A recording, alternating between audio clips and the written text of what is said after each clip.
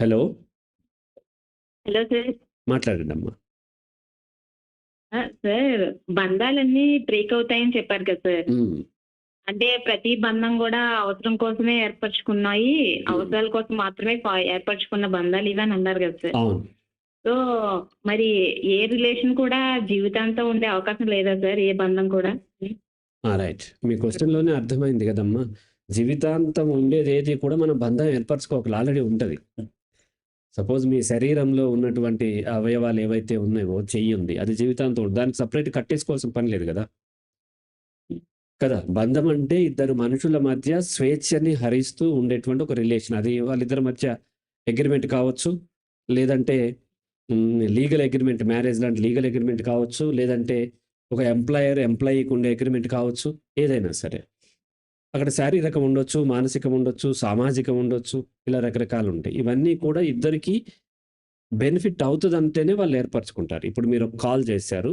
నేను ఆన్సర్ ఇది కూడా ఒక బంధం. ఈ బంధం మీరెందుకు చేశారు అంటే, మీకు ఒక విషయం పట్ల ఉత్సుకత ఉండి అది తెలుసుకోవాలని చేశారు. నేనెందుకు చేశాను? ఆ విధంగా మీకు చెప్పటం వల్ల నాకు వేరే ఇతర బెనిఫిట్‌లవుతాయి అని నేను మీకు చెప్తున్నాను.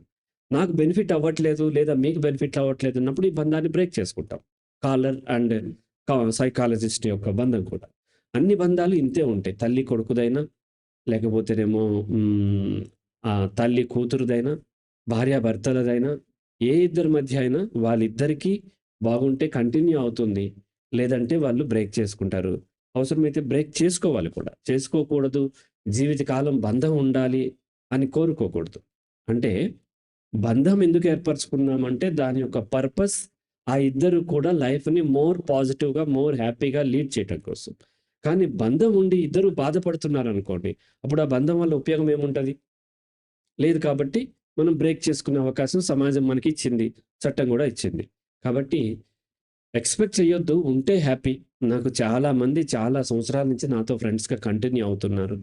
బ్రేక్ అవ్వలేదు. బ్రేక్ అవ్వలేదు కాబట్టి అలాగే ఉండాలని నేను కోరుకోవట్లేదు. ఉంటే ఓకే. లేకపోయినా ఓకే. అలా మనము న్యూట్రల్‌గా ఉన్నట్లయితే ఎప్పుడైనా బ్రేక్ అయినా సరే మనకేమి ఇబ్బంది కాదు.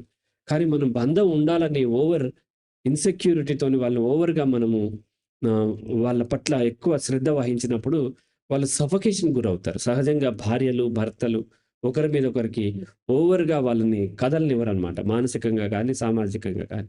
అప్పుడు చాలా సఫోకేషన్‌కి గురయ్యి వాళ్ళక్కడి నుంచి పారిపోవాలని చూస్తారు. ఎప్పుడైతే గట్టిగా బిగించి పెడతామో ఒక చిన్న పక్షి పిల్ల ఉందనుకోండి, లేదంటే చిన్న పిల్లి ఉంది. దాన్ని తీసుకొని మన చేతిలో బలంగా బిగిస్తే ఏమవుతుంది చనిపోతుంది. దాన్ని ఫ్రీగా వదిలేసినట్లయితే అది ఇష్టంతోనే మన చుట్టూ తిరుగుతూ ఉండొచ్చు. లేదా పోవచ్చు. పోయినా ఓకే. తిరుగుతూ ఉన్నా ఓకే. అలా ఉండాలి తప్ప బంధము ఎప్పుడు కూడా స్వేచ్ఛకు విరుద్ధమైంది కాబట్టి, స్వేచ్ఛ మాత్రమే మనిషికి జీవితాన్నిస్తుంది. కాబట్టి మీతో బంధంలో ఉన్న వాళ్ళకి కూడా వాళ్ళ స్వేచ్ఛను హరించకుండా ఉన్నట్లయితే లాంగ్ రన్ ఉండే అవకాశాలు పెరుగుతాయి. రైట్ అమ్మా? Okay sir. రైట్.